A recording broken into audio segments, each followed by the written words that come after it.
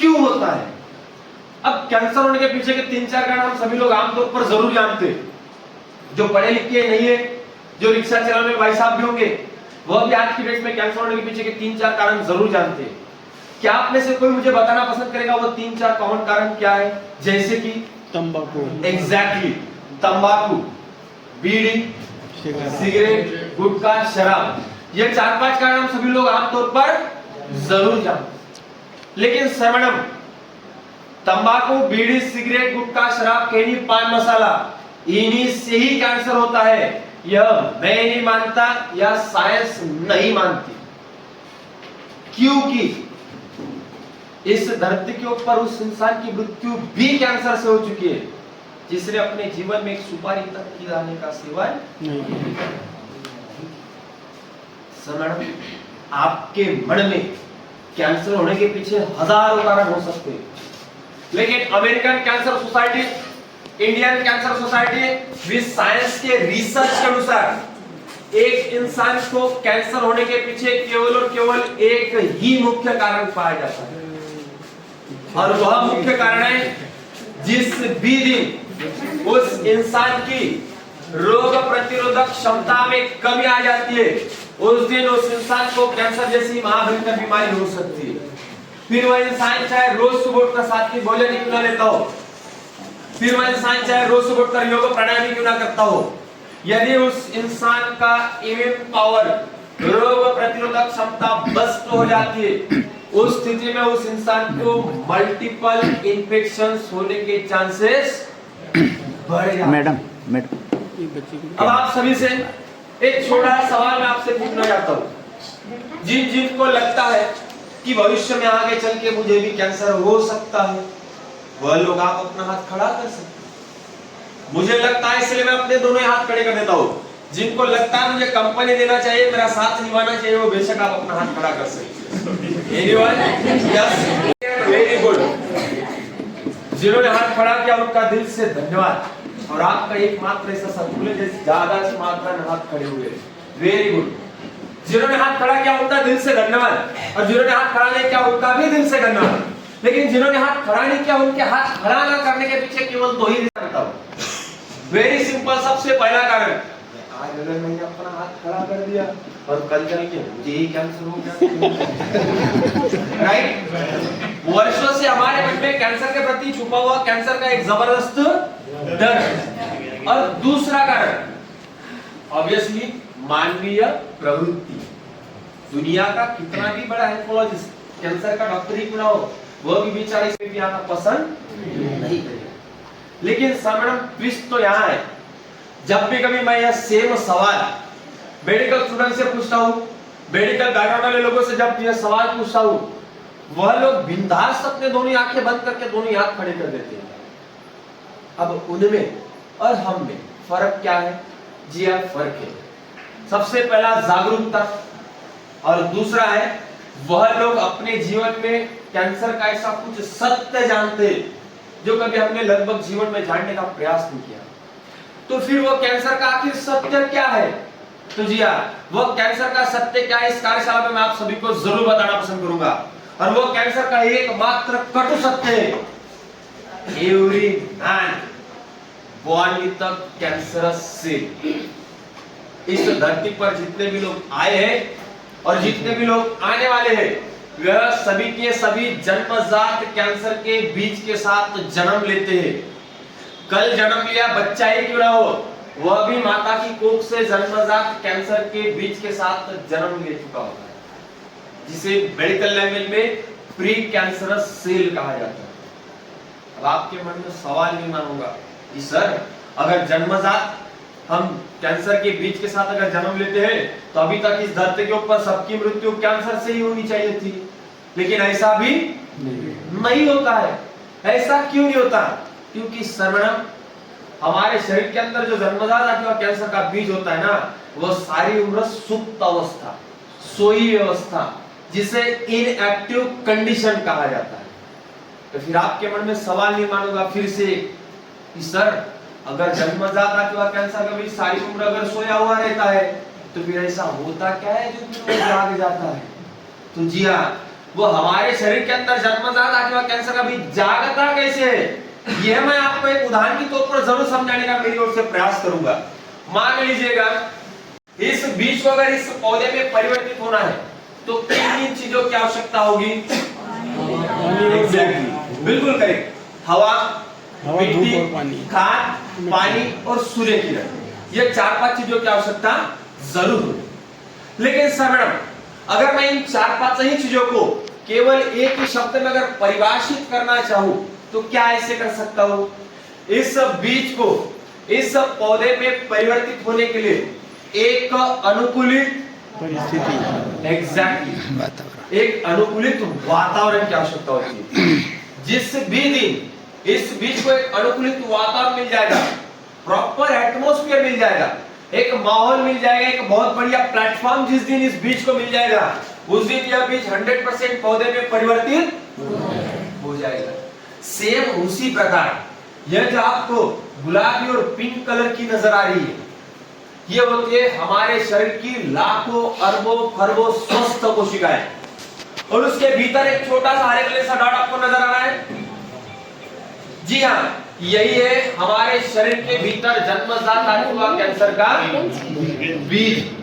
जिस भी दिन इस जन्मजात आज हुआ कैंसर के बीज को हमारे शरीर के भीतर एक अनुकूलित वातावरण मिल जाता है, एक प्रॉपर एटमॉस्फेयर मिल जाता है, एक माहौल मिल जाता है, उस दिन यह जन्मजात आज हुआ कैंसर का बीज 100% कैंसर की कोशिकाओं में, जिस भी दिन इस बीज को एक अनुकूलित वातावरण मिल जाता है, उस दिन वह बीज 100% कैंसर की कोशिकाओं में परिवर्तित हो जाता है, जिसे मेडिकल लैंग्वेज में कहा जाता है सेल विथ जेनेटिक म्यूटेशन। यानी कि इस अवस्था में जन्मजात आज हुआ कैंसर का बीज 100% कैंसर की कोशिकाओं में परिवर्तित हो चुका है। अब हमारे शरीर के भीतर जन्मजात आज हुए कैंसर के बीज को एक अनुकूलित वातावरण मिलता कहां से? तो इसका जवाब अमेरिकन कैंसर सोसाइटी ने दिया है। हमारे शरीर के भीतर जन्मजात आज हुए कैंसर के बीज को एक प्रॉपर एटमॉस्फेयर अनुकूलित वातावरण निर्माण करने का कार्य 2 मुख्य घटक करते हैं, 2 मुख्य फैक्टर करते हैं। उनमें से सबसे पहला घटक जो मेरी नजर में तो आतंकवादी नंबर 1 है, जिसका नाम है carcinogens. Carcinogens, it is a potent poison of chemical. Biology से यदि बिलोंग रखते होंगे तो आप इस केमिकल के बारे में भली भांति जानते हैं। जी हाँ सर मैम, यह एक ऐसा जहरीला और खतरनाक रसायन है जो हमारे शरीर के भीतर खाने पीने के माध्यम से प्रवेश करता है और जन्मजात आज हुए कैंसर के बीज को एक बहुत ही बढ़िया अनुकूलित वातावरण निर्माण करने का काम करता है। अमेरिकन कैंसर सोसाइटी के अनुसार ये कार्सिनोजेंस हमारे शरीर के भीतर प्रवेश करने के लिए लगभग 350 से ज्यादा खाने पीने के माध्यम देखे जा चुके हैं। समय का अभाव होने की वजह से मैं 350 माध्यम पर चर्चा नहीं कर सकता हूं, लेकिन उनमें से जो मुख्य माध्यम है उन पर मैं यहाँ 1 मिनट के लिए चर्चा करने का प्रयास जरूर करूंगा। जैसे कि तंबाकू, शराब डायरेक्ट खाओ या जला के पियो, दोनों ही माध्यम से ये कार्सिनोजेंस हमारे शरीर के भीतर प्रवेश करता है और जन्मजात आज हुए कैंसर के बीज को अनुकूलित वातावरण निर्माण करने का काम करता है। उसी के साथ साथ pizza, fast food, Chinese, burger, इसमें न जाने इतने जहरीले और खतरनाक केमिकल मिलाए जाते हैं, जिस वजह से आज हमारे देश में यंगस्टर, स्कूल जाने वाले, कॉलेज जाने वाले बच्चों में पेट का कैंसर का मृत्यु दर दिन प्रतिदिन धड़ल्ले से बढ़ते हुए नजर आ रहा है। ध्यान में रखिएगा सर मैडम, इन 32 फीट आंतरे में किसी जगह इस गांठ का निर्माण हुआ है, उसको डिटेक्ट करने के लिए बहुत समय लगता है। जब तक वो गांठ डिटेक्ट हो जाती है तब तक वो गांठ अपना काम कंप्लीट कर चुकी है। दुख की बात यह है, यहाँ तक ना कीमो पहुंचता है ना ही रेडिएशन पहुंचता है, जिस वजह से सही समय पे सही इलाज ना हो जाने की वजह से आज हमारे देश में यंगस्टर, स्कूल जाने वाले, कॉलेज जाने वाले बच्चों में पेट का कैंसर का मृत्यु दर दिन प्रतिदिन बढ़ते दिख रहा है। साथ ही साथ सुबह सुबह चाय में डुबोकर खाए जाने वाले बिस्किट और टोस्ट, यानी कि मैदे से बनाए हुए प्रोडक्ट, मैदा अपने आप में 100% कार्सिनोजेंस का कार्य करता है। साइंस का कहना है गलती से समोसा या कचौरी भी अगर हम खा लेते तो वह समोसा या कचौरी हमारे पेट में 3 दिन तक पड़ा हुआ रहता है।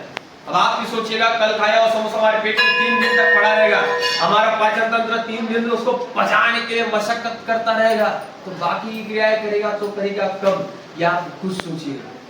उसी के साथ साथ जला भोजन, काला कार्बनिक रोस्ट किया भोजन, या फिर 44 डिग्री के ऊपर का टेम्परेचर, हम सभी जानते हैं ओजोन लेयर में छेद गिर चुके हैं, जिसकी वजह से सूरज से निकलने वाली जहरीली तेज किरणें हमारी पृथ्वी के डायरेक्ट कांटेक्ट में आ रही है, और इन किरणों के अगर हम डायरेक्टली कांटेक्ट में आ जाते हैं तो स्किन कैंसर होने के चांसेस बढ़ जाते हैं।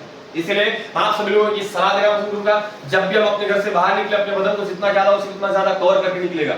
साथ ही साथ जिंदगी में 3 व्हाइट पॉइजन 3 सफेद जहर जितनी कम मात्रा में उतनी कम मात्रा में सेवन करने का प्रयास जरूर कीजिएगा। सबसे पहला जो सफेद जहर इस धरती के ऊपर पाया जाता है वो है sugar, second salt and last maida. ये 3 चीजें अपने जीवन में जितनी कम मात्रा में उतनी कम मात्रा में सेवन करने का प्रयास जरूर कीजिएगा। उसके साथ साथ कलर कलर की लिपस्टिक, कलर कलर की फेस फाउंडेशन, कलर कलर की नेल पॉलिश, यह जो चीजें होती है यह आर्टिफिशियल कलरिंग एजेंट्स होते हैं। कभी कभी यह तक कि देखा गया है इनका बेस निर्माण करने के लिए मरे हुए जानवर के खून का इस्तेमाल धड़ल्ले से किया जाता है ताकि उन प्रोडक्ट में ग्लोसीनेस, शाइनिंग, चकाकदार आ जाए। ब्यूटी इंडस्ट्री इतना हद तक आगे गिर चुकी है कि उन प्रोडक्ट को सस्ते दामों में उपलब्ध करने के लिए मरे हुए जानवर की चर्बी का इस्तेमाल धड़ल्ले से की जा रही है, क्योंकि आज की तारीख में कोई भी ब्यूटी का प्रोडक्ट 1000 रुपए के नीचे अवेलेबल ही नहीं हो सकता, क्योंकि उसको लगने वाला फ्रेग्रेंस, उसको लगने वाली मिट्टी इतना भी आसानी से उपलब्ध नहीं होती है। अगर मैं बात करूं फ्रेग्रेंस की तो लगभग हम सभी जानते हैं फ्रेग्रेंस के निर्माण के लिए ब्लू व्हेल के सलाइवा की जरूरत होती है, और आज की डेट में इंडियन मार्केट में 1 केजी ब्लू व्हेल के सलाइवा की वैल्यू अप्रॉक्सीमेटली 1 CR के प्लस में जाती है। अब आप खुद सोचिएगा करोड़ों में बेचा जाने वाला सलाइवा 15, 20, 25, 30 रुपए के डब्बे में इतना आसानी से कैसे उपलब्ध होगा। उदाहरण के तौर पर आपको जरूर बताने का प्रयास करूंगा। काजल निर्माण की प्रक्रिया लगभग हम सभी जानते हैं। घी का दिया लगाना पड़ता है, कॉपर के बर्तन के ऊपर उससे निकलने वाले कार्बन को कलेक्ट करना पड़ता है, फिर उसको कन्वर्ट करना पड़ता है काजल में, तब जाके प्योर काजल रेडी होता है। क्या आज की डेट में घी इतना सस्ता है जो 15, 20, 25, 30 रुपए डब्बे में अवेलेबल है? काजल की भी अगर हम बात करते हैं तो 250 या 350 रुपए के नीचे प्योर काजल आज की डेट में अवेलेबल नहीं हो सकता। दुनिया की फिक्र छोड़ दीजिएगा, जब भी हम अपने देश के बारे में बात करते हैं तो महिलाओं के स्किन कैंसर में 5 साल पहले जो आंकड़े नजर में आते थे वो अभी 1.5 साल में कंप्लीट हो चुके हैं। जब भी घरों को जांच कर देखने का प्रयास करते हैं ना तो पहले और दूसरे के बच्चों में इसका क्रेज दिन प्रतिदिन बढ़ते हुए नजर आ रहा है। यदि उन बच्चों को आज हमने नहीं रोका तो आने वाले कुछ सालों के अंदर हम अपने हाथों से अपनी बच्चों का स्किन कैंसर का शिकार होते हुए जरूर देखेंगे। साथ ही साथ पेस्टिसाइड, कीटनाशक दवाएं, क्रांति की शुरुआत उस पंजाब से हुई थी, लेकिन आज उस पंजाब की इतनी दयनीय स्थिति है कि अब तीसरे घर में कैंसर का पेशेंट पाया जाता है। यहाँ तक कि पंजाब गवर्नमेंट परेशान हो चुकी है। उन पेशेंट को दिल्ली से पंजाब, पंजाब से दिल्ली अपने इलाज के लिए लाने ले जाने के लिए ट्रेन चलाई है, जिस ट्रेन का नाम है कैंसर फ्री ट्रेन। सैकड़ों मरीज डेली उस ट्रेन के माध्यम से अपने इलाज के लिए दिल्ली से पंजाब आना जाना करते हैं। चलती हुई ट्रेनों में सर्जरी आज उस पंजाब की इतनी दयनीय स्थिति होने के पीछे का सबसे बड़ा कारण पंजाब में अतिरिक्त मात्रा में इस्तेमाल किए गए फर्टिलाइजर्स, अनसेफ तरीके से इस्तेमाल किए गए फर्टिलाइजर, धड़ल्ले से इस्तेमाल किए गए फर्टिलाइजर। उसके साथ साथ टूथपेस्ट चाहे किसी भी कंपनी का हो, किसी भी प्रकार का हो, उस टूथपेस्ट में एक जहरीला और खतरनाक केमिकल मिलाया जाता है जिसका नाम है फ्लोराइड। जी हाँ, वही फ्लोराइड जो हमारे दांतों को मोतियों की तरह चमकाने के लिए मदद करता है, लेकिन वही फ्लोराइड अगर हमारे मुंह में 6 से 8 मिनट के ऊपर रहता है तो हमें tongue cancer, oral cancer, lip cancer होने के चांसेस बढ़ा देता है। इसीलिए हमारा ब्रश करने का समय 2 या 3 मिनट के ऊपर का नहीं होना चाहिए। ब्रश करने के बाद मुंह को पानी से अच्छी तरह साफ कर लेना है। हो सके तो गर्म पानी का इस्तेमाल जरूर कीजिएगा ताकि मुंह में जमा हुआ फ्लोराइड हमारे मुंह से वो बाहर निकल जाए। उसी के साथ साथ कोल्ड ड्रिंक, ज्यादातर देशों में इसका इस्तेमाल टॉयलेट क्लीनर के हिसाब से किया जाता है, जो हमारे देश में बड़ी चाव से पीना पसंद करते हैं। प्लास्टिक कैरी बैग भारत देश में बैन होने के बावजूद भी इसका इस्तेमाल धड़ल्ले से किया जाता है। हो सके तो आज ही घर जाते समय एक छोटा सा प्रैक्टिकल आप जरूर करके देखिएगा। 5 या 10 रुपए की फल या सब्जी लीजिएगा, उन फल या सब्जी को चाहे आप उसे फ्रिज में रखो या फ्रिज के बाहर रखो। 5 से 6 घंटे बाद उस पन्नी को हल्के हाथ से लेना, उसकी गठान खोलना और उसके अंदर झांक के देखना, छोटी छोटी पानी की बूंदें उस पन्नी के भीतर आपको जरूर नजर आएगी। यस, आपने देखी भी होगी। ये कोई आम और साधारण पानी की बूंदें नहीं होती, यह जहरीली और खतरनाक ABP मॉलिक्यूल्स होती है। ये इतनी जहरीली और खतरनाक होती है जब उन चीजों का सेवन हम डायरेक्टली करते हैं तो ये सीधा शरीर की ओर प्रवेश ना करते हुए गले में जाकर अटकना शुरू कर देती है और थ्रोट कैंसर का निर्माण करना शुरू कर देती है। इसका ताजा उदाहरण बेमौसम गला बैठना, क्योंकि सर्वनाम ये सस्ती कैरी बैग बना ही कार्सिनोजन से जाती है। एंड लास्ट, हमारे देश का कितना भी गरीब से गरीब बच्चा ही क्यों ना हो, बेचारा जब भी वो स्कूल जाता है आज की तारीख में अपने साथ 5 से 10 रुपए लेके जरूर जाता है। जब दोपहर की छुट्टी होती है, उसी दोपहर की छुट्टी में वो बच्चा उसी 5 से 10 रुपए में इस प्रकार के कलर कलर के बिस्किट, कलर कलर के चॉकलेट, कलर कलर के आइसक्रीम, आइस कैंडी, आइस गोला का सेवन करता है। बस आप इतना जवाब दीजिएगा कि इसमें मिलाए जाने वाले जो कलर होते हैं क्या वो नैसर्गिक, नेचुरल, प्राकृतिक होते हैं? इसमें जो मिलाए जाने वाले जो कलर होते हैं वो लैब में डेवलप किए गए आर्टिफिशियल फूड कलर होते हैं। जब बच्चे अतिरिक्त मात्रा में चीजों का सेवन करना शुरू कर देते हैं, तो आज हमारे देश में 0 से लेकर 16 साल की उम्र में सबसे ज्यादा बच्चों में मृत्यु दर जो कैंसर है ना, वो है ब्लड कैंसर, जिसका निर्माण करना। आप खुद सोचिएगा, हमारे घर की ताजे गेहूं की रोटी 2 दिन तक अच्छी नहीं रह सकती है, तो इन पन्नियों में पैक किए गए फूड 15-15, 20-20 दिन, 6-6 महीने, 9-9 महीने कैसे अच्छे रहेंगे? उसको अच्छा रखने के लिए उनमें प्रिजर्वेटिव्स ऐड किए जाते हैं। जी हाँ, प्रिजर्वेटिव्स फूड की वैलिडिटी जरूर बढ़ा देते हैं, लेकिन जिस उम्र में बच्चों का बदन ही डेवलप नहीं हुआ है, उस उम्र में जब बच्चे अतिरिक्त मात्रा में इन चीजों का सेवन करना शुरू कर देते हैं, तो मिलाए गए प्रिजर्वेटिव बच्चों के बदन के ऊपर हार्मफुल करना शुरू कर देते हैं और बच्चे में ब्लड कैंसर का निर्माण करना शुरू। आप में से कभी ना कभी किसी ना किसी इंसान ने एक नाम जरूर सुना होगा, भारत देश का सबसे बड़ा कैंसर अस्पताल, यहाँ तक कि एशिया का सबसे बड़ा कैंसर अस्पताल, उस अस्पताल का नाम जरूर सुना होगा, टाटा कैंसर अस्पताल, टाटा मेमोरियल अस्पताल या फिर टाटा ट्रस्ट के नाम से आप जरूर जानते हैं। जी हाँ, मुंबई स्थित पनवेल में 250 एकड़ में फैला हुआ अस्पताल है। कभी समय मिले तो केवल 1 दिन का समय निकालकर अस्पताल के मेन गेट के सामने खड़ा रहने की हिम्मत जरूर कीजिएगा, आपके वेलकम के लिए हम वहां रेडी हैं। अगर उस अस्पताल की सच्चाई में आपके समक्ष रख दूं ना, आज हमारे पास बच्चे रखने के लिए बेड नहीं है, मजबूरी में हमें एक-एक बेड के ऊपर 3-3, 4-4 बच्चे लेकर आने पड़ते हैं और उन बच्चों के बदन में लगभग 40 से 42 तो नलियां ही डल चुकी होती है। बच्चा जिंदा है या मुर्दा है केवल ऑक्सीमीटर और पल्स मीटर के माध्यम से ही पता चलता है। उन बच्चों के माता पिता को अपने ही बच्चे का चेहरा देखने के लिए 7-7, 8-8 दिन तक लाइन में लगकर खड़े रहते। कभी परिस्थिति ऐसी करवट ले लेती है ना, 3 दिन हो चुके हैं, बच्चों को एडमिट किया, उसके मां ने और उस पिता ने अपने बच्चे का चेहरा तक ही नहीं देखा, सीधे डेड बॉडी कवर करके माता पिता के सामने घुमाया।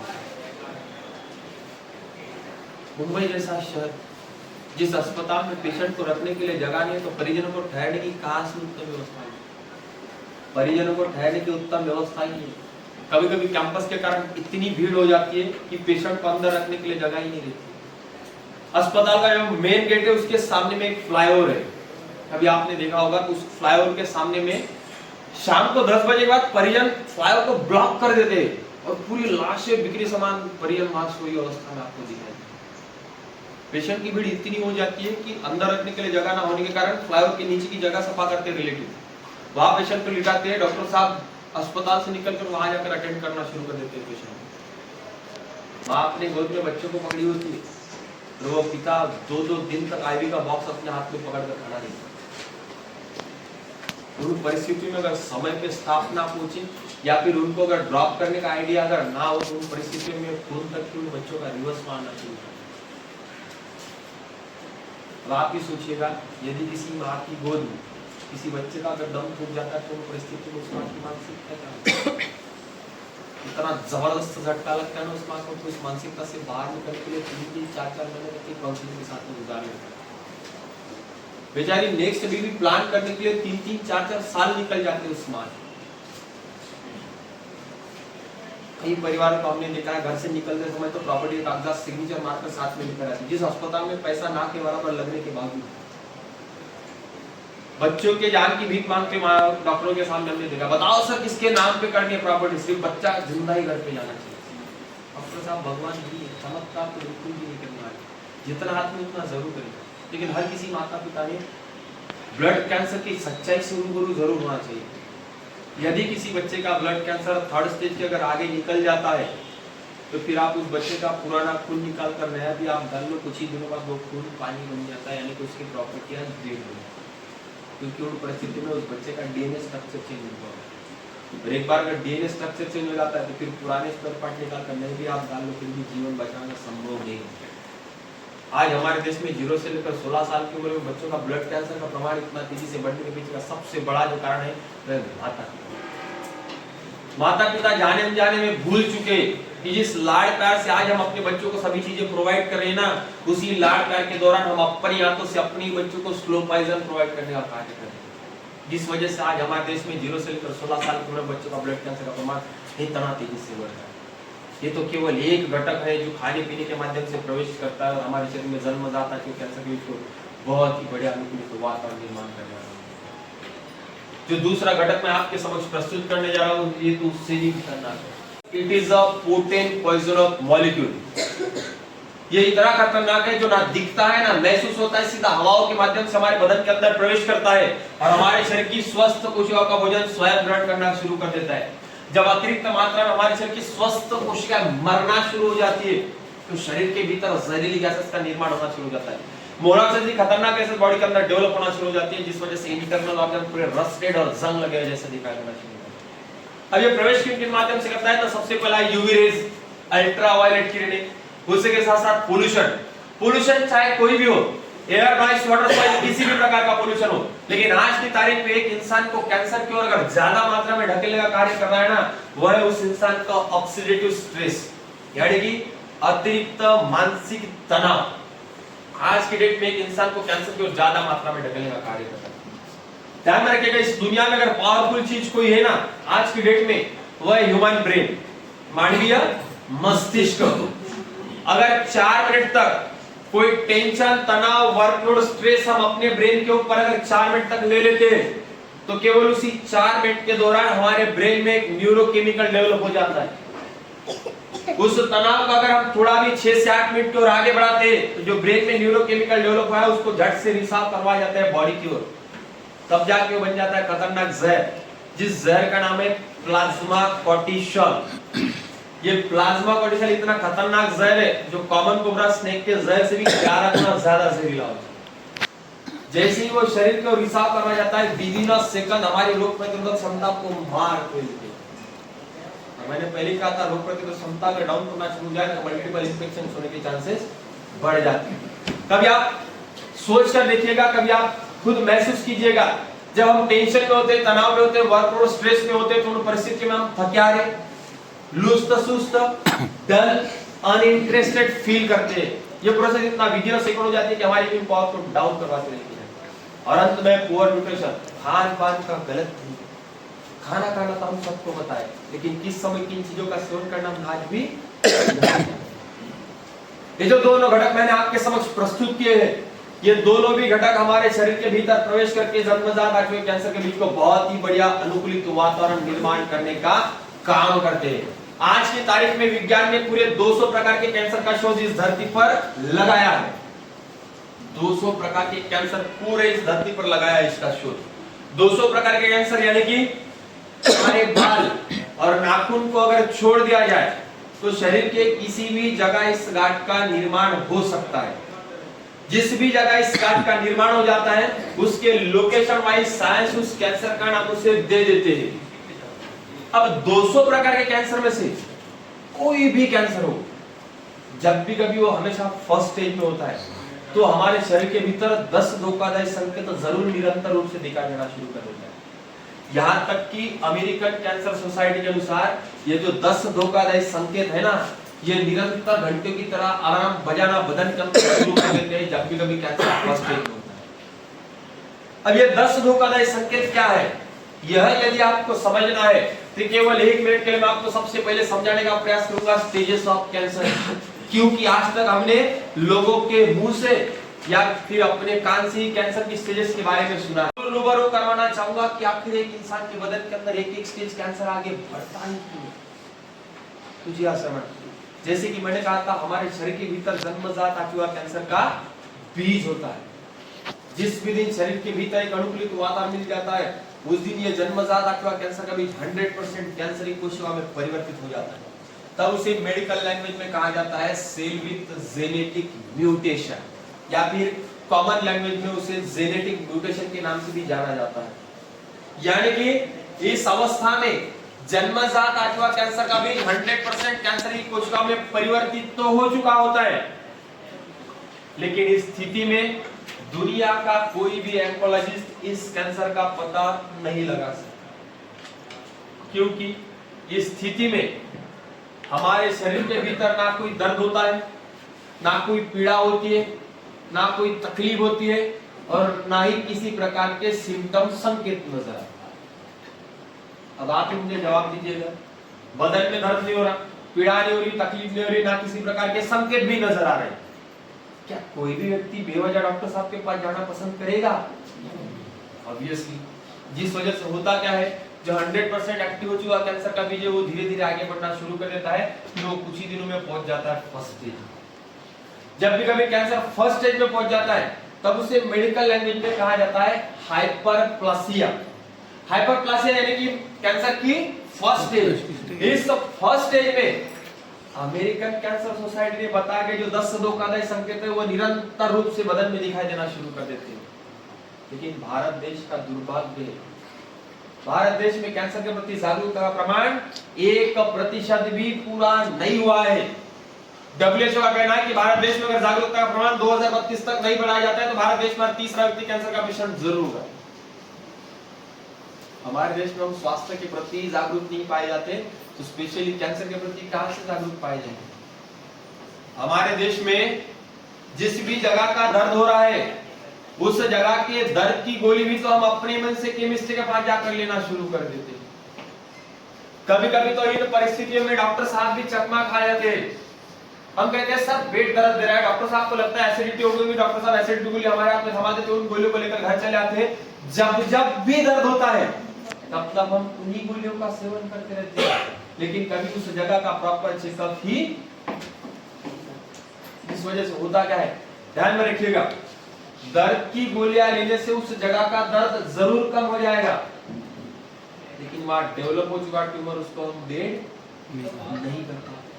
जिस वजह से होता क्या है, दर्द कम हो जाने की वजह से उस ट्यूमर को आगे बढ़ने के लिए बहुत आसान रास्ता हो जाता है। फिर वो कुछ ही दिनों में दर्द की गोलियां लेने की वजह से वो धीरे धीरे आगे बढ़कर सेकंड स्टेज में पहुंच जाता है। सेकंड स्टेज में इसकी ग्रोइंग स्पीड और 6 गुना बढ़ जाती है। जिस वजह से सेकंड स्टेज का कैंसर थर्ड स्टेज में कब चला गया उस इंसान को तब पता लगता है जब उस इंसान के बदन के अंदर असहनीय दर्द हो रहा होता है, असहनीय पीड़ा हो रही होती है, असहनीय तकलीफ। मानो कभी कभी उन परिस्थितियों में पेशेंट ना पानी से निकली मछली की तरह तड़प रहा होता है। तब घर वाले घबरा जाते हैं, तुरंत उठाते हैं, अस्पताल लेकर जाते हैं। लेकिन आप सभी जानते हैं कभी कभी कैंसर की रिपोर्ट्स आने के लिए लगभग 8 से 10 दिन का समय भी लग जाता है। इसी 8 से 10 दिन के समय में ये थर्ड स्टेज का कैंसर फिर थोड़ा और आगे निकल जाता है, फिर वो बन जाता है इन्वेसिव कैंसर। इन्वेसिव कैंसर होना मतलब क्या? कैंसर की जो वह गांठ है, वह गांठ हमारी रक्त नलिकाओं तक पहुंच चुकी होती है और रक्त नलिका को छेद कर वह कैंसर की रक्त नलिका में एंट्री कर लेती है, और जहां जहां बदन में खून घूमता है उस खून के माध्यम से वो कैंसर के पूरे बदन में खुला घूमना शुरू कर देती है। यानी कि सर का कैंसर मुंह में, मुंह का गले में, गले का फेफड़ों में, फेफड़ों का आंतड़ियों में, आंतड़ियों का लीवर में, लीवर का किडनी में, किडनी का खून में, खून का बोल पूरे बदन में खुला घूमना शुरू कर। इस परिस्थिति में अगर किसी इंसान का कैंसर चला जाता है तो फिर वह इंसान दुनिया का कितना ही अमीर इंसान ही क्यों ना हो, नोटों की गड्डियों पर क्यों ना सोता हो, भले उस इंसान ने अपने घर में 4-5 एमबीबीएस डॉक्टर ही क्यों ना पाल के रखे हो, इस स्थिति में अगर उस इंसान का कैंसर चला जाता है तो स्थिति में उस इंसान का जीवन बचाना लगभग संभव। अगर हमें किसी भी इंसान का जीवन कैंसर से 100% बचाना है, जी हाँ श्रवण, कैंसर इज 100% क्यूरेबल। कैंसर कोई मौत का वारंट नहीं है, कैंसर से 100% इंसान का जीवन बचाया जा सकता है। बस शर्त है उस कैंसर का पता लगाना होगा हमें 0 से फर्स्ट स्टेज में। 0 से फर्स्ट स्टेज में अगर हम कैंसर का पता लगा लेते तो फिर उस इंसान का इलाज आप सरकारी अस्पताल में भी जाकर कर लेते हो तो भी उस इंसान का जीवन 100% बचा सकते हैं। अब 0 से फर्स्ट स्टेज में हम कैंसर का पता लगाएंगे कैसे? तो जी हाँ श्रवण, अमेरिकन कैंसर सोसाइटी ने बताया कि जो 10 का संकेत है ये हमें पूरी जिंदगी भर याद करके रखना है, ये हमें समझना होगा। यह संकेत अगर आपको समझना है तो एक शब्द पूरी जिंदगी भर, सिर्फ एक शब्द मन में गांठ बांध कर रखिएगा, वह शब्द है बेवजह, यानी कि विदाउट एनी प्रॉपर रीजन। कोई भी कारण नहीं है, फिर भी यह संकेत लगातार 20-25 दिनों के से हमारे शरीर के भीतर दिखाई दे रहे हैं, तो केवल एक बार डॉक्टर साहब के पास जाकर उस जगह का चेकअप हमें जरूर करना है। जैसे कि ना मैंने किसी शादी पार्टी का खाना खाया, ना किसी तीज त्योहार का, नहीं किसी होटल का खाना खाया, फिर भी यह संकेत लगातार 20-25 दिनों से दिखाई दे रहे हैं, तो एक बार डॉक्टर साहब के पास जाकर उस जगह का हमें चेकअप जरूर करना है। जैसे कि आज या मूत्राशय की नियमित क्रिया में परिवर्तन, यानी कि पहले हम यूरिन पे जाते थे, वन स्ट्रोक में यूरिन कंप्लीट हो जाती थी, लेकिन पिछले 20-25 दिनों से 2-3 सेकंड रुकने के बाद फिर से यूरिन का पास होना, या फिर यूरिन की जगह पर जलन महसूस करना, या फिर यूरिन का कलर दिन में 2-3 बार चेंज होना, या फिर बार-बार पतला कम दस्त लगना। एक बार जाते थे पूरा पेट क्लियर हो जाता था, लेकिन पिछले 20-25 दिनों से 2-3 बार जाने के बाद भी पेट खराब सा लगना। ऐसा अगर कंटिन्यूअसली हो रहा है तो एक बार डॉक्टर साहब के पास जाकर अपने पेट की जांच जरूर कर लीजिएगा, नहीं तो भविष्य में आगे चल के कोलोरेक्टल कैंसर के भी लक्षण साबित हो सकते हैं। उसी के साथ शरीर पे कहीं भी ना सूखने वाला घाव या फिर असामान्य रक्तस्राव, मेरे शरीर से उस जगह से कभी भी खून ही ना गया हो, जैसे कि पल्स पाइल फीचर की कोई भी बीमारी ना हो, या फिर महिलाओं में पीरियड्स के डेट हर महीने चेंज होते रहना, या फिर पीरियड्स के डेट ना होने के बावजूद भी शरीर से ब्लीडिंग जाना, व्हाइट डिस्चार्ज जैसा रिसा होना, ऐसा कंटिन्यूअसली 1.5 या 2 महीने से हो रहा है, तो एक बार गायनेकोलॉजिस्ट के पास जाकर उनकी प्रॉपर सलाह में जरूर लिए। एक बार डॉक्टर साहब के पास जाकर उस जगह का हमें प्रॉपर चेकअप हमें जरूर करना है, नहीं तो भविष्य में आगे चल के एनल कैंसर, वजाइनल कैंसर, गर्भाशय के कैंसर, योनि द्वार के कैंसर के भी लक्षण साबित हो सकते हैं। उसके साथ लंबे समय तक निकलने में कठिनाई। आप सभी टीचर वर्ग हो, कभी-कभी हम बच्चों के साथ अगर ज्यादा बोल लेते हैं तो कभी-कभी निकलने में कठिनाई आती है, लेकिन आई हुई कठिनाई 3 या 4 दिनों में ठीक जरूर होनी चाहिए। जैसे कि नमक पानी की गुलिया करने से, कुछ मेडिसिन लेने से, या फिर कुछ लगाने से 3 या 4 दिनों में ठीक हो जानी चाहिए। लेकिन आई हुई कठिनाई 3 या 4 दिनों में ठीक नहीं हो रही है, तो एक बार डॉक्टर साहब के पास जाकर अपने थॉट की जांच जरूर कर लीजिएगा, नहीं तो भविष्य में आगे के थॉट कैंसर के भी लक्षण साबित हो सकते हैं। उसके अलावा शरीर पे दिखाई देने वाली गांठ, हर कोई गांठ कैंसर की गांठ नहीं होती, लेकिन ऐसी कोई गांठ जो बदन के ऊपर अचानक से आई हो, सीमेंट की तरह ठोस हो, हिलाने से भी नहीं हिलती, उसको हल्का सा भी स्पर्श हो जाए तो सुई चुभे जैसा दर्द होता हो, जिसका आकार दिन प्रतिदिन बढ़ रहा हो और उसके आजू बाजू में गिरे हुए कलर जैसा कि आपको नजर आ रहा हो, ऐसी कोई गांठ शरीर के ऊपर एक अचानक से दिखाई देती है, तो केवल 2 मिनट का समय निकालना है, स्किन के डॉक्टर साहब के पास जाना, उस गांठ का परीक्षण करके डॉक्टर साहब से कंफर्म करना है गांठ चर्बी की है या क्रिटिकल कंडीशन में है, नहीं तो भविष्य में आगे यह गांठ कैंसर की भी गांठ साबित हो सकती है। उसी के साथ साथ कब्जियत या भूख का कमी आना, जो इंसान पहले 4-5 रोटी दाल चावल भर पेट खाना खाया करता था, लेकिन पिछले 20-25 दिनों से आधी एक रोटी में ही पेट भरा हुआ सा लगना, या फिर जो इंसान पहले एक बार जाता था पूरा पेट क्लियर हो जाता था, लेकिन अभी 2-3 बार जाने के बाद भी पेट खराब होना, मर उठना, ऐसा अगर कंडीशन 20-25 दिनों से हो रहा है, तो एक बार डॉक्टर साहब के पास जाकर LFT लीवर फंक्शनल टेस्ट जरूर कर लीजिएगा, नहीं तो भविष्य में आगे चल के लीवर के कैंसर के लक्षण साबित हो सकते हैं। उसी के साथ साथ त्वचा प्रतिक्रिया फुंसी में परिवर्तन, स्किन कैंसर के लक्षण, बेवजह वजन बढ़ना या घटना, ब्लड कैंसर के लक्षण, खांसी सताना, आवाज बैठना, फेफड़ों के कैंसर के लक्षण, दर्दनाशक दवा लेने के बावजूद भी शरीर में निरंतर दर्द बना रहना, बोन कैंसर के लक्षण, दिन भर कपकपी लगना, नींद में ज्यादा पसीना जाना, या फिर सिर दर्द, मिर्गी, या फिर कंटिन्यूअसली जी मचलते रहना, भविष्य में कभी भी मिर्गी ही नहीं आई, भविष्य में कभी भी फिट नहीं आई, कंटिन्यूअसली जी मचलते रहना, या फिर सिर दर्द से परेशान रहना। अब सिर दर्द से परेशान मतलब कभी-कभी टेंशन, तनाव, वर्कलोड की वजह से आगे कहने पे होता है, लेकिन आधा 1 घंटा नींद लेने से, कुछ मेडिसिन लेने से या फिर कुछ लगाने से या आगे कहने पे जरूर चला जाता है। लेकिन ऐसा कोई पेन जो पीछे से, दाएं से, बाएं से या टॉप से बिजली के झटके की तरह आता है, चला जाता है, बिजली के झटके की तरह आता है, चला जाता है, it's called shocking of pain. ऐसा कोई पेन ब्रेन के साथ में दिन में 2 या 3 बार भी अगर हो रहा है, तो एक बार केवल डॉक्टर साहब के पास जाकर अपने ब्रेन का सीटी स्कैन जरूर कर लीजिएगा, नहीं तो भविष्य में आगे चल के ब्रेन ट्यूमर की भी संकेत साबित हो सकता है। कभी-कभी किसी इंसान के बदन में ये संकेत दिखाई देते होंगे, मैं यहाँ किसी को डराने और धमकाने बिल्कुल भी नहीं आया हूँ, यदि ये संकेत भी कहीं दिखाई देते हैं, आज अगर हमने जान लिया है ना, समझदारी दिखाते हुए केवल डॉक्टर साहब के पास जाकर उस जगह का चेकअप कर लेना है, या तो मन की शंका निकल जाएगी या फिर कोई भी बीमारी हो अगली स्टेज में पकड़ी जाएगी तो उसको हम 100% क्योर जरूर कर सकते हैं। लेकिन हमारे देश में ना कैंसर से भी 100 गुना बड़ी बीमारी मौजूद है, और वह बीमारी है हमारी अपनी बीमारियों को छुपाना। यह हमारे देश में लगी हुई कैंसर से भी 100 गुना बड़ी बीमारी है। माता अपने परिवार के तरफ देखते हुए बेचारी बदन में होने वाली समस्या को व्यक्त ही नहीं करती। पिता परिवार में आने वाली उलझन की तरफ देखते हुए बदन में आने वाली उलझन को व्यक्त नहीं करते। घर की बड़ी बेटी अगर होना तो समझदारी दिखाते हुए बदन में होने वाली समस्या को व्यक्त ही नहीं करती। जिस वजह से होता क्या है, ध्यान रखिएगा, आसानी से होने वाले बदलाव इतना बड़ा रूप ले लेते हैं कि कोई वाले समझने तक का मौका। ऐसा क्यों होता है? क्योंकि हमारी मानवीय प्रवृत्ति है, ह्यूमन नेचर है। बात करते हैं मानवीय प्रवृत्ति की, एक छोटा सा उदाहरण आप सभी को जरूर देना पसंद करूंगा। मान लीजिएगा आज हम जितने भी इस कार्यशाला में बैठे हुए, हो सकता है कहीं ना कहीं हम अपने घर में एक रेल के इंजन की तरह जरूर काम करते हैं आज की तारीख में। एग्जैक्टली आज हम अपने घर में एक रेल के इंजन की तरह जरूर काम करते हैं। और हम सभी जानते हैं रेल का इंजन अगर पटरी पे सही दौड़ रहा है तो हमारे पीछे बोगियां ऑब्वियसली आराम से ही दौड़ेंगी। लेकिन आप ये सोचिएगा, अगर किसी घर का इंजन अचानक से पटरी से उतर जाता है तो उस घर के बच्चों के स्कूल तक की छूट जाती है। जिस घर का इंजन अचानक से पटरी से उतर जाता है उस घर में कब होली आई, कब दिवाली और कब दशहरा, एक पल का तक की पता नहीं रहता। जब इंजन पटरी पे सही दौड़ रहा था तो कई परिवार को हमने देखा है चांदी की थालियों में खाना खाते हुए। लेकिन वही इंजन जब आज पटरी से उतर चुका है ना तो फटी हुई पत्तलों में भी लोगों को खाना नसीब नहीं हो रहा है। जब इंजन पटरी पे सही दौड़ रहा था तो रोटियां बनती थी और खत्म भी हो जाती। लेकिन वही इंजन जब आज पटरी से उतर चुका है तो रोटियां तो बनती है, खाने की इच्छा किसी की भी नहीं।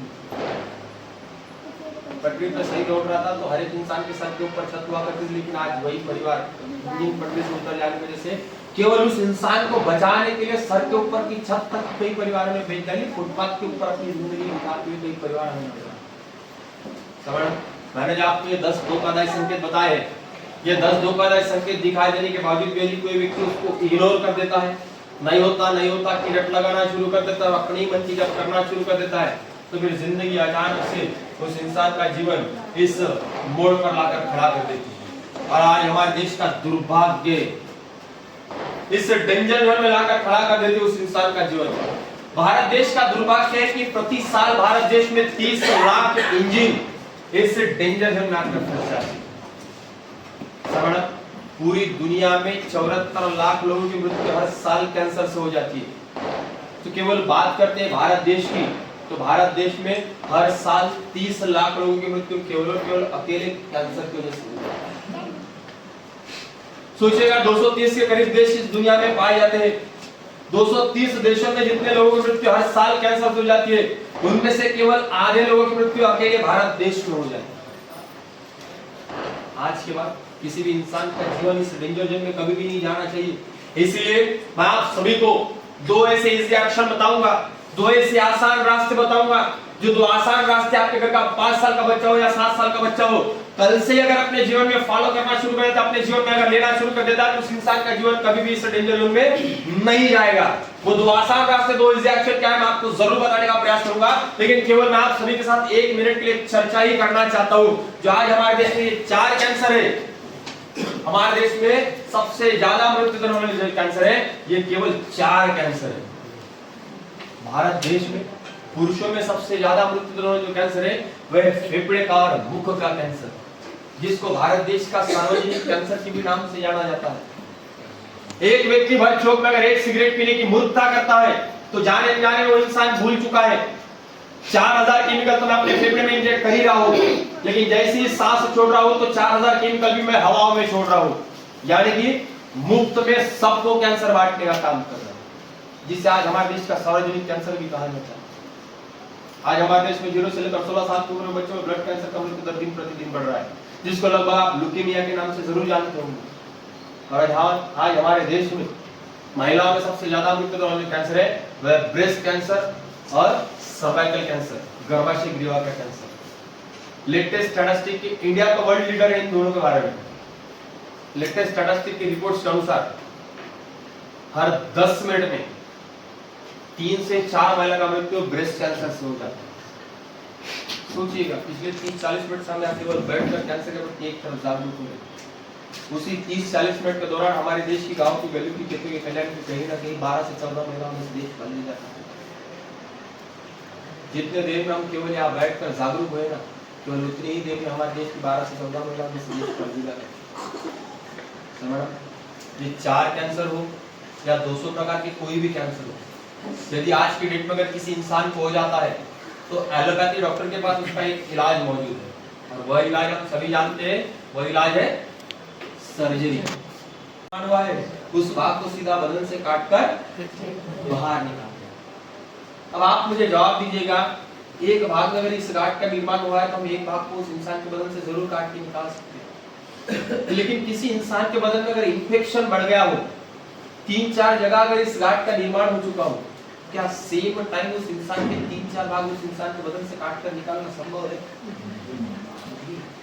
ऐसे स्थिति में कभी कभी उस पेशेंट की मृत्यु ओटी के टेबल में भी हो सकती है, ऑपरेशन थिएटर में भी हो सकती है। इसलिए डॉक्टर साहब फिर एक आधुनिक चिकित्सा पद्धति की सलाह देते हैं, जिस चिकित्सा पद्धति के बारे में लगभग आप सभी जरूर जागरूक होंगे। उस चिकित्सा पद्धति का नाम है कीमोथेरेपी और रेडिएशन थेरेपी। आपने कैंसर के उपचार में दी जाने वाली दोनों ही थेरेपीज के बारे में जरूर सुना होगा। सबसे पहले कीमोथेरेपी और दूसरा है रेडिएशन थेरेपी। जी हाँ, कीमोथेरेपी और रेडिएशन थेरेपी ने सैकड़ों लोगों का जीवन कैंसर से बचाया है। लेकिन वह लोग कौन थे जिनका कैंसर और स्टेज में पकड़ा गया? उनका ही जीवन कीमो रेडिएशन थेरेपी ने बचाया है। जिनके बदन में इंफेक्शन जब ज्यादा बढ़ जाता है तो उन परिस्थिति में उस इंसान को जिंदा देखने की उम्मीद में कीमो के और रेडिएशन के साइकिल भी बढ़ाने पड़ते हैं। आमतौर पर हम इंडिया में एक पेशेंट के बदन के ऊपर 32 साइकिल के ऊपर एक भी कीमो रेडिएशन का साइकिल नहीं लगा सकते। वो तो खुशनसीब है हम इंडियन और अफ्रीकन लोग जो 32 साइकिल तक की हम सहन कर लेते हैं। वो यूरोपियन लोग 12 या 16 साइकिल भी अपना दम छोड़ देते हैं। जिस भी इंसान के बदन के ऊपर लगभग 32 साइकिल के आसपास कीमो रेडिएशन के साइकिल लगाए गए हो तो उन परिस्थिति में उस इंसान के बदन में दुष्परिणाम भी दिखाई देना शुरू हो जाता है। जब भी किसी इंसान के बदन के ऊपर 32 साइकिल के आसपास कीमो रेडिएशन के साइकिल लगाए जाते हैं, परिवार वाले उस इंसान को जिंदा देखने की उम्मीद में उस इंसान के ऊपर बढ़ाने की अनुमति तो देना शुरू कर देते हैं। लेकिन जैसे जैसे साइकिल बढ़ाई जाती है वैसे वैसे दुष्परिणाम भी उस इंसान के बदन में दिखाई देना शुरू हो जाते हैं। इतनी हीट बढ़ जाती है उस पेशेंट के बदन में कि उस इंसान के नाखून तक की काले पड़ जाते हैं, उस इंसान के दांत तक की काले पड़ जाते हैं, यहाँ तक कि उस इंसान का खून पूरा कोयले की तरह काला पड़ जाता है। कीमो रेडिएशन थेरेपी ने जान बचाई है, लेकिन जैसे जैसे साइकिल बढ़ाए गए हैं वैसे वैसे दुष्परिणाम भी उस इंसान के बदन के ऊपर दिखाई देना शुरू हो जाते हैं। कीमो रेडिएशन थेरेपी होती क्या है? बात करते हैं इस कीमो के बारे में। सबसे पहले कीमो यानी होता क्या है? अणुबॉम्ब में इस्तेमाल किया जाने वाला एक केमिकल होता है, उस केमिकल को पेशेंट के बदन में लिक्विड फॉर्म में इंजेक्ट कर दिया जाता है। इस कीमो की एक बूंद को अगर आप पेपर के ऊपर गिरा देते हो तो झट से उस पेपर को जलाकर जमीन की ओर निकल जाती है। इतना खतरनाक वो एसिड होता है। वो एसिड पेशेंट के बदन में हफ्ते में 2 या 3 बार लिक्विड फॉर्म में इंजेक्ट कर दिया जाता है। और रेडिएशन थेरेपी होती क्या है? एक्सरे निकलते हमने कभी देखा होगा। हमेशा एक्सरे टेक्नीशियन एक काम जरूर करता है, जिस जगह का एक्सरे निकालना है उसको ही खुला छोड़ के बाकी सभी एरिया को कवर कर देता है। क्यों? एक्सरे से निकलने वाली जो गामा रेज होती है वो इतना हार्मफुल होती है कि हमारे हेल्दी सेल्स को मार डालती है।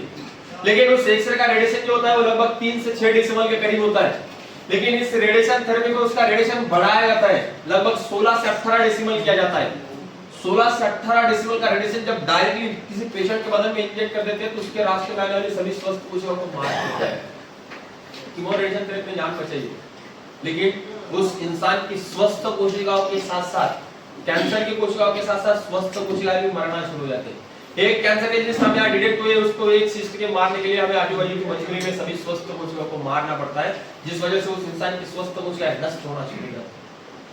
हीट इतनी बढ़ जाती है कि सारे ट्रीटमेंट एरिया के पूरे हीट के कारण बाल झड़ जाते हैं। इतनी हीट बढ़ जाती है कि बेचारे के एक चम्मच से पानी तक की निकलना संभव नहीं रहता। उस परिस्थिति में उस इंसान को केवल हमें जिंदा रखने के लिए फिर मजबूरी में उस इंसान का गला काटना पड़ता है, गले में फूड पाइप डालना पड़ता है और उस फूड पाइप के माध्यम से मिक्सर में पिसा हुआ चम्मच लिक्विड भोजन उस इंसान को केवल जिंदा रखने के लिए ही पिलाना पड़ता है। एक कीमो का साइकिल 48 घंटे चलता है, कॉमन साइकिल। 48 घंटे तक वह इंसान एक निवाला तक की नहीं खा सकता, इतना खतरनाक उस इंसान का जी मचलता है। कभी भी पेशेंट इतना वोमिटिंग कर देता है कि वोमिटिंग करने के लिए गला छिल जाता है तो ब्लीडिंग तक हो जाना शुरू हो जाता है। कीमो रेडिएशन थेरेपी ने जान बचाई है शरण, लेकिन जैसे जैसे परिवार वाले उस इंसान को जिंदा देखने की उम्मीद में केवल उसके साइकिल बढ़ाने की अनुमति देना शुरू कर देते ना, वैसे वैसे दुष्परिणाम भी उस इंसान के बदन के ऊपर दिखाई देना शुरू हो जाते। आज कैंसर काउंसलर जब उनको जिंदा रखने के लिए, जोश बढ़ाने के लिए उनमें जब जाते हैं, तो कभी भी पेशेंट नम आपके साथ कही देता है, साहब आपका ज्ञान अपने पास में रखिए, पेट में अगर थोड़ा सा है तो केवल उस जहर को टेबल के नीचे से दे दीजिएगा, इस जहर का सेवन करके अपना जीवन यही संपन्न करना चाहते हैं। लेकिन आप लोग जो हमारे ऊपर इलाज चला रहे हो, इससे इतना दर्द हो रहा है, इतना पीड़ा भी हमसे सहन करना नहीं होता, इच्छा वरण मानना शुरू कर देता है उसको। साइकिल लगाने से बॉडी इतनी अनकॉन्शियस हो चुकी होती है कि उस इंसान को अंतरावस्था में कब डायरिया हो, कब लैट्रिन में, कब पेशाब हो, उसका एक पल का तक उस इंसान को पता नहीं रहता है। यदि उस पेशेंट के पास उसका देखभाल केयर टेकर अगर कोई ना हो, तो बेचारा 5-5, 6-6 घंटे वो उसी पेशेंट गंदगी में पड़ा हुआ है। 3-3, 4-4 मास लगाने के बाद भी उस बात में एंट्री करने की हिम्मत नहीं है, बाहर निकलो तो कपड़े तक की लगना शुरू हो जाए। इसलिए कैंसर की हमने अलग से डेफिनेशन ही बना डाली है। वो डेफिनेशन कुछ इस प्रकार है, cancer is not a disease, it is a death. Cancer हो जाना मतलब कोई बीमारी हो जाना नहीं, बल्कि इस धरती के ऊपर उस इंसान को दी गई इसी खतरनाक और खौफनाक और मैडम, कैंसर के कारण बहुत कम मात्रा में उस पेशेंट की मृत्यु हो जाती है, बल्कि उसको जिंदा देखने की उम्मीद में जो उसके ऊपर इलाज चलाए जाते हैं ना, वो इलाजों के दुष्परिणाम के कारण ही उस इंसान की ज्यादातर मात्रा में मृत्यु हो जाती है। हाँ, दुनिया ने अवगत कर लिए आज के तारीख में tomotherapy, chemotherapy, radiation therapy, immunotherapy, bone marrow transplant therapy, जी हाँ थेरेपियां डेवलप हुई है, लेकिन जिस इंसान के बदन के ऊपर इन थेरेपियों का इस्तेमाल किया जाता है, केवल वही इंसान उसकी सच्चाई से आपको रूबरू जरूर करवा सकता है। अगर आप बात करें हम यहाँ बैठकर केवल थेरेपी के बारे में, तो एक उदाहरण के तौर पर थेरेपी के बारे में मैं आपको जरूर बताने का प्रयास करूंगा। बोन मैरो ट्रांसप्लांट थेरेपी के बारे में नाम जरूर सुना होगा।